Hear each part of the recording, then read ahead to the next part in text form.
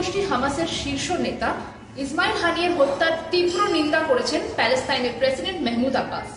তার অভিমত, এই ঘটনা অত্যন্ত কাপুরুষোচিত একটি ঘটনা এবং এটি মানবতার পক্ষে বিপজ্জনক।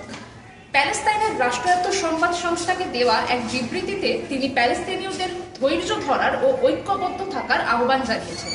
ইসরায়েলের দখলদারিত্বের মধ্যেও স্বদেশী নাগরিকদের অবিচল থাকার পরামর্শ দিয়েছেন আব্বাস।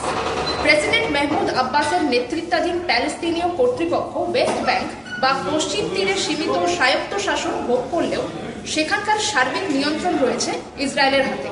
মার্কিন যুক্তরাষ্ট্রের রাজধানী ওয়াশিংটন ডিসির জর্জটাউন বিশ্ববিদ্যালয়ের মধ্যপ্রাচ্য বিষয়ক বিভাগের অধ্যাপক নাদের হাশিমি সংবাদ সংস্থাকে বলেন, হামাস নেতা হানিয়েকে হত্যার ঘটনা মধ্যপ্রাচ্যকে আগের যে কোনো পরিস্থিতির চেয়ে এবার একটা সর্বাত্মক যুদ্ধের আরো বেশি কাছে নিয়ে এসেছে।